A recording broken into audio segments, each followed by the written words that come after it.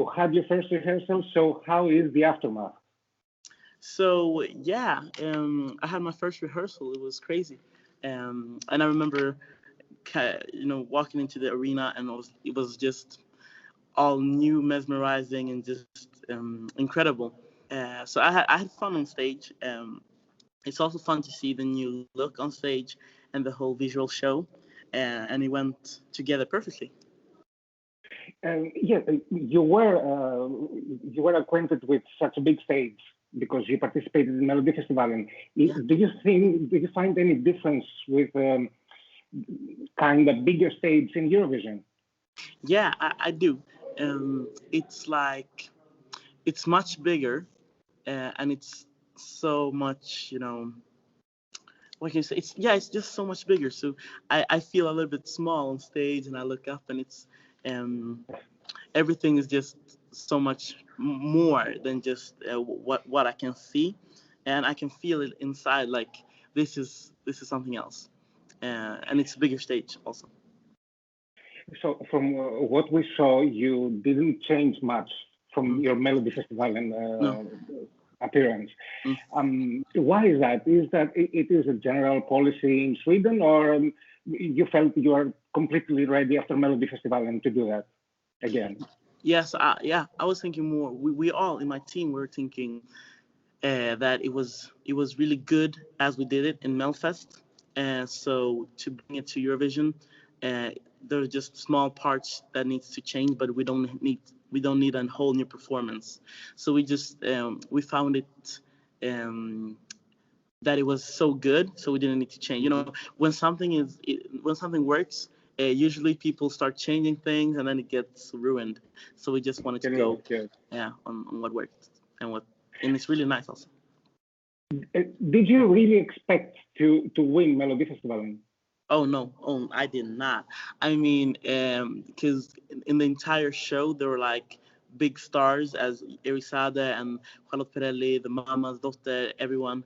And I remember I was just, yeah, I'm happy to be here, and I was really, just nervous to be there, because I would pass their dressing rooms and be like, hi, and you know, so standing there and winning the entire Melfest was just amazing, and yeah, I did not expect it, so it was a huge surprise. Are you aware that when we're chatting with these big stars, as you call them, Perelli, Mm, Erik Sade, yeah. they were all predicting you to win Melodifestivalen? No, where that's so Yes, sweet. yes, I can't it's even true. imagine. I don't understand. I was curious about you because you were keep saying in previous interviews and yesterday at the press conference that everything is about giving your song to the people for inspiration. Okay, we understood that. But what inspires you? What inspires to say? Thank you. That's a great question. What inspires me, I guess, is I think the people that inspires me are the people who just who gives themselves, like in the form of lyrics or music or films or art, that gives a piece of themselves to people, like to us. So I think great, artists inspires me, and when you see like that, they are true to themselves, and they're also true to the art, and they are responsible for the art. So I think what inspires me most is when people, just awesome people, when they are themselves and they give a little piece of themselves to me and to everybody. So James Brown, Bruno Mars, Mhm. Adele, Loreen, great artists that has given us a lot of songs and a lot of performances that just that will always be in our hearts, like that. Yeah. So that was inspiring. Nice. Yes.